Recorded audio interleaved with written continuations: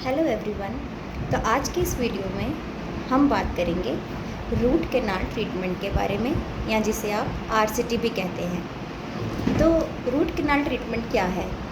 जब आपके दांतों में दर्द होता है, आप डेंटिस्ट के पास जाते हैं। डेंटिस्ट आपके दांतों को चेक करते हैं, उसका एक्सरे लेते हैं, फिर कुछ टेस्ट करते हैं।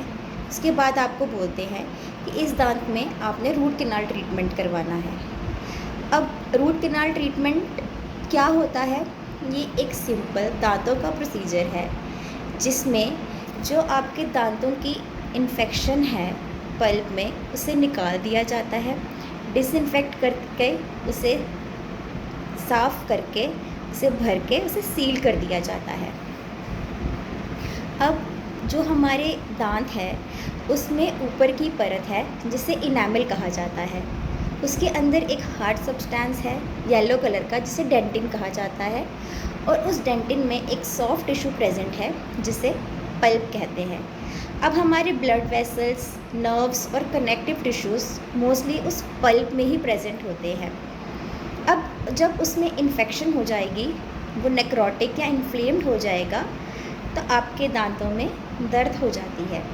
फिर आपके डेंटिस्ट को वो पल्प रिमूव करनी पड़ती है ताकि आपको कोई भी पेन या सेंसेशन ना हो, उसे ख़त्म कर दिया जाता है, और जो दांत है वो आपके मुंह में प्रेजेंट रहेगा और आपको जो दर्द है वो ख़त्म हो जाएगी। तो उसी प्रोसीजर को रूट कैनाल ट्रीटमेंट कहा जाता है। अब रूट कैनाल ट्रीटमेंट इसमें इंडिकेटेड है जिसमें कोई एब्सेस, स्वेलिंग, कोई पस इन्फेक्शन है, उन केसेस में इंडिकेटेड है। जिसमें कोई क्रैक या कोई चिप प्रेजेंट है, कोई फ्रैक्चर है दांत, तो वो एक्सरे और हमारे टेस्ट पे डिपेंड करता है, और वो आपको फिर उसके अकॉर्डिंग बताया जाता है कि ये इसका रूट कैनाल ट्रीटमेंट किया जाएगा या ये दांत एक्सट्रैक्शन के लिए इंडिकेटेड है। अब जो रूट कैनाल ट्रीटमेंट है वो एक कॉस्ट इफ़ेक्टिव ट्रीटमेंट है, और इसमें आपके दांत को एक बहुत बेनिफिट भी है। अब इसमें मिथ्स क्या हैं?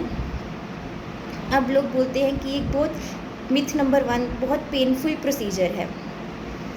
Root canal treatment painful procedure नहीं है, ये एक पेनलेस प्रोसीजर है। ये लोकल एनेस्थीसिया के अंडर किया जाता है, और इसमें जो है आपके खुद को नम कर दिया जाएगा। वो नमनेस 2 to 3 आवर्स तक रहेगी, और उसी दौरान रूट कैनाल प्रोसीजर किया जाएगा। अब रूट कैनाल प्रोसीजर आप सिंगल विज़िट में भी करवा सकते हैं और मल्टीपल विज़िट्स में भी करवा सकते हैं। तो ये डिपेंड करता है कि आपके जो दांत की इन्फेक्शन है उस पर।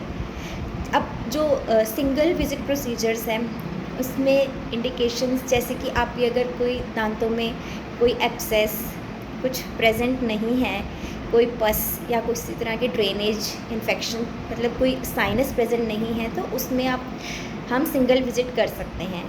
जो आपकी कैनाल है, अंदर की रूट कैनाल जो है वो कैल्सीफाइड नहीं है या कर्व नहीं है, उसमें भी सिंगल विज़िट प्रोसीजर किया जा सकता है।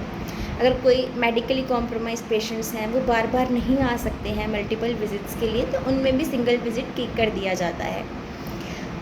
तो अगर मल्टीपल आपको आना पड़ेगा, अगर आपका टूथ नेक्रोटिक है और उसमें मतलब इन्फेक्शन है, किसी तरह की पस या साइनस प्रेजेंट है, तो वो सिंगल विज़िट में नहीं ठीक हो सकता।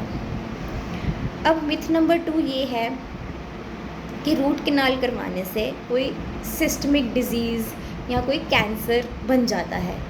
तो ये बिल्कुल भी सही नहीं है।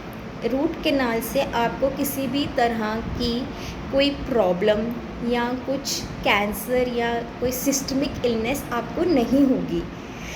जो हमारी स्टडीज़ हैं उनमें भी यही मेंशन्ड है कि रूट कैनाल करवाने के बाद आपके जो कैंसर के चांसेस हैं वो रिड्यूस हो जाएंगे, ना कि बनेंगे। तो ये बिल्कुल मिथ है।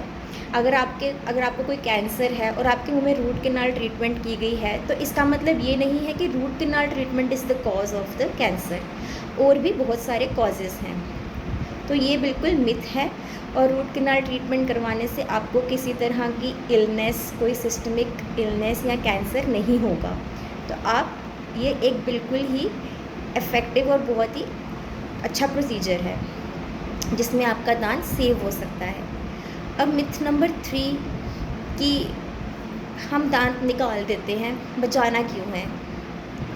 अब दांत, आपका जो नेचुरल दांत है वो तो नेचुरल ही है ना, कोई भी आर्टिफिशियल दांत, लेबॉर्ट्री से बना हुआ दांत आप उसके साथ उसका कंपैरिजन नहीं कर सकते हैं।